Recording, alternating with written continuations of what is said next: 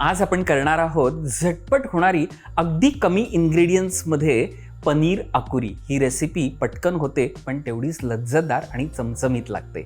वेळ न घालवता पटकन तयारीला लागूया। गॅस ऑन करूया। त्याच्यामध्ये आपल्याला तेल घालायचं आहे 2 चमचे। तेल तापल्यावरती आपण इथे 4 मिरच्या घेतलेल्या आहेत बारीक चिरून, त्या फोडणीला द्यायच्या आहेत। आलं लसणाची पेस्ट साधारण 1 छोटा चमचा। 2 मध्यम कांदे आहेत बारीक चिरलेले, ते याच्यामध्ये घालूया। चांगलं परतायचं आहे। थोडासा लालसर रंगावरती आपण परतून घेऊया हा कांदा। मीठ घालूया थोडंसं, जे काय होतं की कांदा पण सॉफ्ट होतो आणि पटकन तो शिजतो। पुन्हा एक छान त्याला परतून घ्यायचं आहे। थोडासा लालसर झाला की आपल्याला त्याच्यामध्ये सगळे मसाले घालायचे आहेत, ते घालून घेऊया। हळद पाव टीस्पून, धणा जिरा पावडर 1 टीस्पून, लाल मिरची पावडर साधारण 1 ते 1.5 टीस्पून। याच्यात आपण घेतलाय सांबार मसाला। तुमच्याकडे जर धनसाक मसाला असेल तर तो तुम्ही वापरला तरी चालू शकेल, नसेल तर तुम्ही सांबार मसाला वापरला तरी चालेल। मी 1.5 चमचा सांबार मसाला घेतलाय। चांगलं मिक्स करून घेऊया।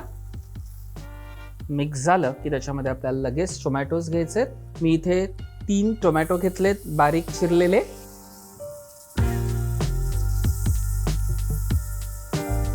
चांगलं परतून घेतलं की आपल्याला त्याच्यामध्ये बारीक चिरलेली कोथिंबीर घालायची आहे। थोडंसं पाणी घालूया।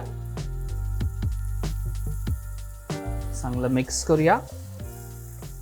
गॅस थोडा बारीक करूया आणि हे सगळं छान शिजवून घेऊया। तोपर्यंत आपल्याला काय करायचं आहे, पनीर घेतलंय 250 ग्रॅम, ते आपण या मोठ्या बोलमध्ये घ्यायचंय आणि सगळं हाताने छान कुस्करून घेऊया। मंडळी, तुम्हाला गंमत माहिती आहे का, जेव्हा आपण अकुरी असं म्हणतो ना, तेव्हा आपल्याला लगेच कळतं की ही पारसी डिश आहे। फक्त एवढाच फरक आहे की आपण ही पनीर अकुरी करतोय। आणि जसं मी म्हणालो की तुम्ही धनसाक मसाला वापरू शकता, हा स्पेशली पारसी मसाला आहे, त्याच्यामुळे तुम्हाला जर तो मिळाला तर इट्स फॅन्टॅस्टिक। आता हे सगळं छान मिक्स झालेलं आहे। छान टोमॅटो असा थोडासा सॉगी झाला की मग आपल्याला काय करायचं, तुम्ही पाहू शकाल ह्याला तेलही छान सुटलेलं आहे। तर आपल्याला त्याच्यामध्ये आपण जे पनीर कुस्करून घेतलेलं आहे ते सगळं त्याच्यात घालूया।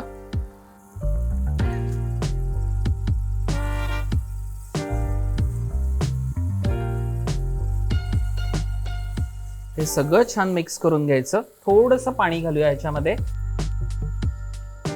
छान हे मस्त परतून घ्यायचं।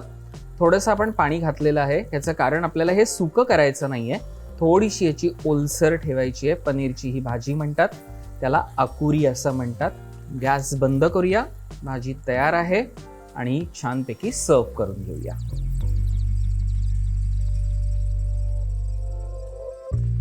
कोथिंबीर मस्त पेरली की अशा प्रकारे पनीर अकुरी तयार आहे।